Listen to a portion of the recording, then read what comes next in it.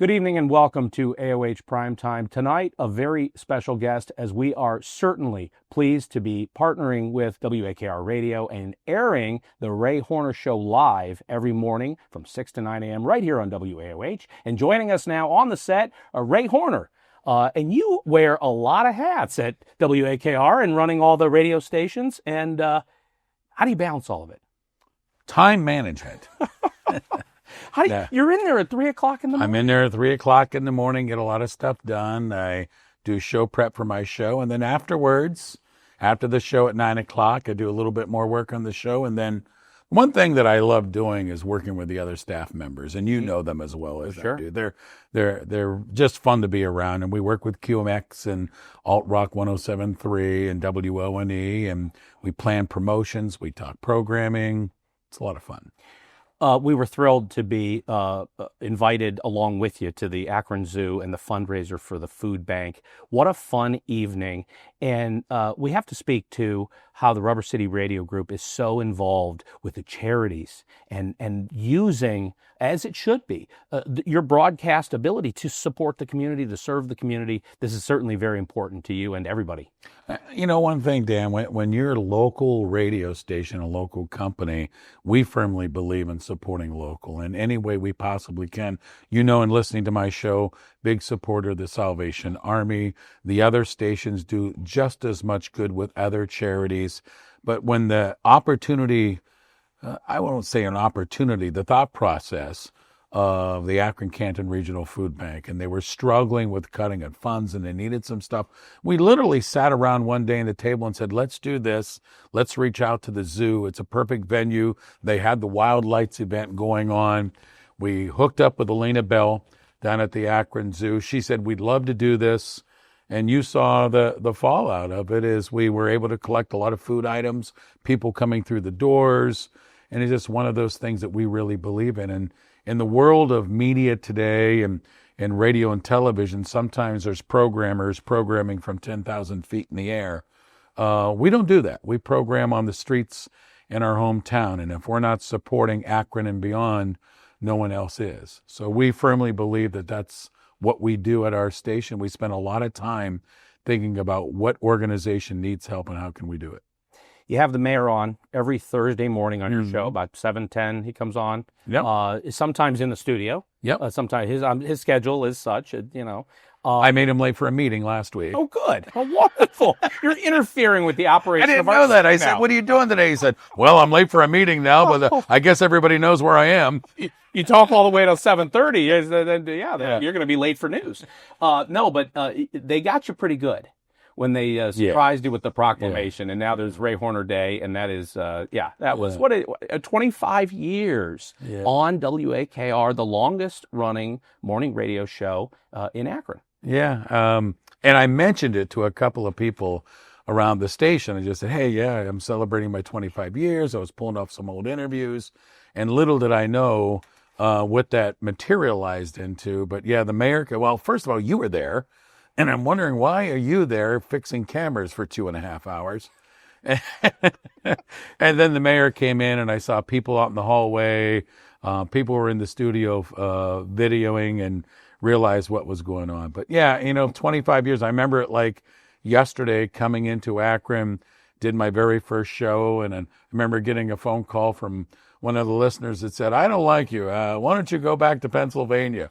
And I went, oh, okay. Welcome to Akron. Wow. So I went home and I told my wife, I said, I don't know about this. She said, you'll be fine. Relax. So we went in the next morning and here we are 25 years later. And I remember when I came here, there was a couple of people in Pennsylvania that said, you're going to one of the best places to live in Ohio. Because I really didn't know too much about Akron. I said, why do you say that? He said, they got arts, they got sports, they love their city. They got a university. They got everything you would want in a city, and it's wonderful to be part of their passion.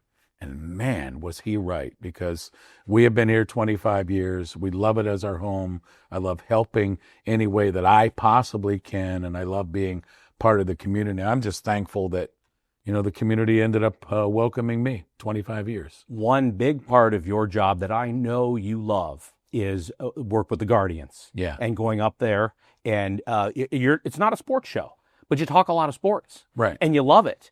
And talk about your partnership with the Cavs or the Guardians, or having them on.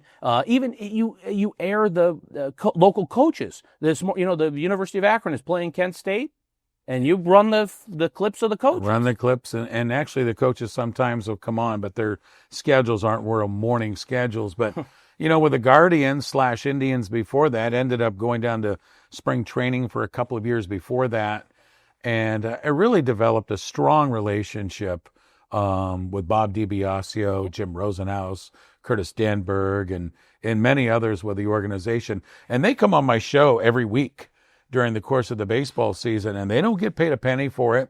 They don't have to do it by the Guardians. It's kind of a friendship that we've had, and we all love talking baseball. And they said, yeah, we'll come on once a week. We'd love to do that. So I love talking baseball. Those guys like talking baseball. But, Tim Alcorn, the voice of the Cavaliers, is one of my best friends. Yeah. Me, my wife, and him and his wife have done some traveling together. We hang out quite a bit together. And then when he got the Cavaliers job, he said, hey, I'm going to be coming on your show every week. I said, what do you mean every week? What are we talking about? He says, I got the Cavaliers job. Oh, great. So he comes on my show every week. And again, him and I have talked with interviews on my show, from cruise ships to him hiking in the woods to all sorts of different places, because he wants to be on my show on Friday mornings. So he gets up sometimes at 4 o'clock in the morning in Phoenix, Arizona, like this morning, to talk to me from Phoenix, Arizona, because it's a friendship, and it's those friendships that you develop through the years. And I really appreciate those friendships that I have in sports and beyond. Like you were talking, the mayor, and when you do it long enough, you develop a thick book, or we used to say in the old days, a Rolodex. Rolodex, yes. But normally, for example, last Monday when we had the storms, the aftermath was Monday morning. Literally, it's one of those mornings I came into work, took my sheet and ripped it up and threw it on the ground of what I was going to do, and it was all weather. I called ODOT. I called Chris Luddle, the service director of the city of Akron. I called Trent McGill at News Channel 5. I called a doctor from Cleveland Clinic Akron General about shoveling in the cold weather, and we did a completely different show at 3:30 in the morning is why you get there. But through the years of talking to these people, they know that I'm not just going to reach out to do something. It's important. They answer the phone calls, they answer the email and the text messages, and we were able to give a very informative show on Monday morning after the big storm hit on Sunday. What's the text time cutoff? You have to wait till at least 4:30 in the morning before you start texting somebody. Some people I know are up at that time. Well, the city service director in a storm is going to be up. You can text him at 3:30 in the morning. And the ODOT people too. I get in earlier. Of course. But to answer your question, normally about 6:30, 7 o'clock. This is what live and local radio is meant to be if you're going to serve the community. Right. Do you wish you would have been in Goodyear, Arizona at that moment, not in Akron, Ohio? Actually, no. I was glad I was here, because that's the day that they need a morning radio station more than anything. And I got up that morning on Monday morning at 2 o'clock in the morning, and I was in at the station by about 2:40 that morning, a little earlier, because I knew that I had to plan a whole new radio show, because that's what the people need on a morning like that. I had a bunch of pre-recorded things that I could have aired. I had interviewed Chris Antonetti Friday night at the Hot Stove Banquet with the Rubber Ducks. I planned on airing that on Monday morning. But on a morning like that, aftermath, when people are shoveling and cold and don't know what to do and where can I go, that's not what they want. They need to be helped, and they need a direction, and that's kind of what I'm paid to do. And I Ray Horner from WAKR Radio, as you do. I'll reintroduce the guest every. See, I'm taking notes. I'm watching. I'm learning from you. See, there you go. It's great to have this partnership with WAKR. I love carrying your show and watching what you do and listening to what you do and all of this stuff. And Ray Horner, our guest from WAKR, of course, and Rubber City Radio Group. And, of course, we carry the Ray Horner Show live from WAKR every weekday morning from 6 to 9. And we're going to come back with just a little bit more in our discussion right after this. Stay with us.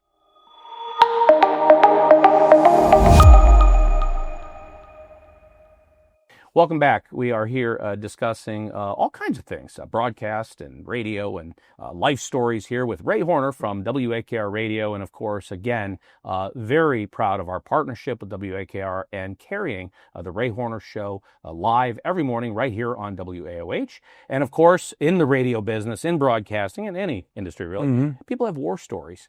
Some of the best stories, though, are when you get to travel. If you got to go to Goodyear, Arizona at some point, I'm assuming that was part of a broadcast. Oh, yeah. And if so, sometimes you have an idea for a traveling trip and it gets shot down. And sometimes you can make it work. The boss approves a traveling trip. Sometimes you go, is this trip really necessary? What's the best trip you can remember that got approved and you're thrilled you got to go do it? Well, there's been a couple of them. The Arizona trips were fabulous, but I'll say this. The Guardian stepped in, and again, I'll go back to relationships. They wanted the Ray Horner Show there. So they said, we'll take care of this. We'll take care of that. We'll take care of that. Can you do your show here if we do that? And I said, most certainly.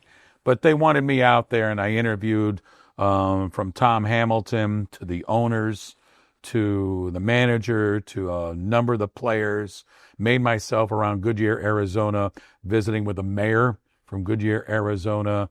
So yeah, sometimes you don't even have to do that work sometime to make it happen. I'll say this though, one of the funniest trips that we ever had that didn't happen was back in Pennsylvania when I was just getting into the business. This team won a state title.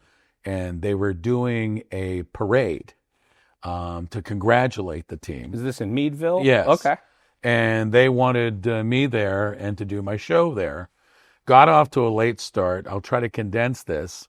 As I'm coming up the street to the school, the parade's going the other way.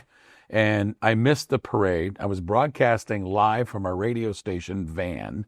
We turned around live in the street. We're going through alleys trying to catch up with the parade. We ended up getting out to the parade when it was dispersing, and we made Paul Harvey news and comment that day.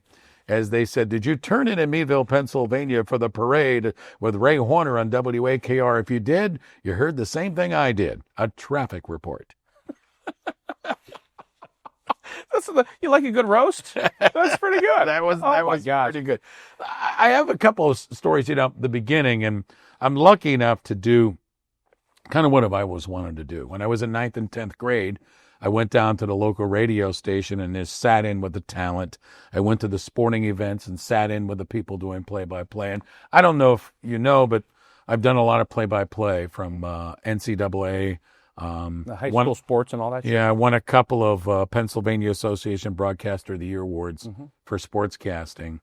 But the station hired me, and just to get my foot in the door. I just got out of school. They hired me, and they said, well, you'll do 7 to midnight spinning records, and if we ever need you for play-by-play, we'll give you a call. And I said, okay, that's fair enough. I got my foot in the door. I was happy to do that. So literally the first week of the basketball season, the gentleman who had been doing the games for quite some time took up ill. And they called me at home. It was in the middle of the afternoon and said, Ray, can you do the game tonight? Here's what happened. I said, yep, I'll get my stuff together. I'll be down. So ended up doing the game. It was my first game on that radio station. I came into work the next day, and the bosses asked me to come to their office. So I figured, oh gosh, they must not have liked what I did. So I went into the office, and literally he said, we got so many calls on your play-by-play last night. We were blown away that you're going to continue to do all the games.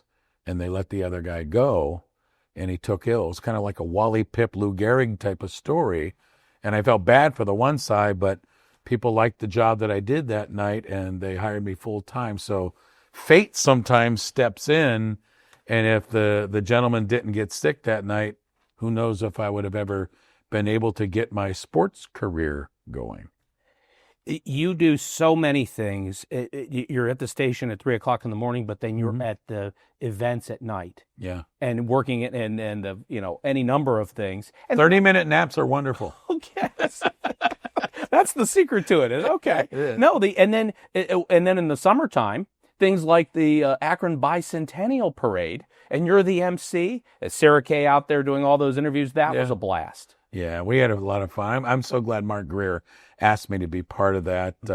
He asked me well in advance. And ironically, in Meadville, Pennsylvania, they had a bicentennial parade back in 1986, and they asked me to be the MC and host that bicentennial parade. And then when Mark Greer asked me to do it for the city of Akron, I was blown away and very honored to be the MC of that. And Sarah agreed to be my partner that day. So that was a lot of fun, and it was great time with Mark Greer during the bicentennial year in Akron. We did a lot of things on WAKR. We did a lot of things on the morning show to help promote Akron's 200th birthday. You were there on time for that parade. You were very early. I remember. And then shout out early, we were talking. We were having a good. That was a lot of fun pictures. This partnership we're carrying your show. We love it. I love it. I'm thrilled that you could take the time to come on. And this has been great. We could probably go on with another. Anytime you want, Dan. I got to tell you, the sports and play-by-play is very challenging. I love hosting things and doing all of this stuff in broadcasting, but I have attempted a few, and I got one quick story for you. When my boys were in freshman football at Copley, and then they got to play in JV, and they didn't have a Saturday morning booth person to announce, and so somebody pointed at me, and they hey, he works in, I said, so I'm up there, and my dad agreed to come help me. And he's got the binoculars. He's going to help me call and spot the numbers. And I got the roster. And then the other team shows up and they don't have the roster on time. And been there, done that. You're right. This is impossible. I learned fast. Well, this is not for me. And so my dad starts yelling at me. You're calling the wrong number. That's not that kid. And then he goes, and tell Matt and Chris that they can't. My dad's a football coach. And he's telling them, he's yelling. And one of the parents, my dad and I are arguing each other about what Matt should be doing and Chris should be doing. They're not doing the right play. And one of the parents in the stands goes, hey, your mic's on. So they're hearing through the whole thing my dad and I arguing about what the boys should ought to be doing on the field. It was a disaster. Can I tell you a secret real quick? I don't want to take up too much time. No, do it. So I did a lot of Division III basketball and football with Allegheny College. And I've actually done Hiram College. But when I was at the infant stage of my sportscasting career, I'm a big baseball fan and I'm a card collector. So I would bring a stack of old 1970s baseball cards with me to every game. And everybody would say, why in the world are you bringing these baseball cards? And I said, because you never know when a roster doesn't have the right name and number. So since you were doing the visiting team, like you were a home team, I would pull out, okay, number 52, not there. He is Billy Grabarkowitz. Number 54 is Bob Klein. And I'd take the cards and assign those numbers to cards because the people back in Pennsylvania wouldn't know any difference. Instead of me guessing on the air, I would pull out my stack of baseball cards. Love it. I love it.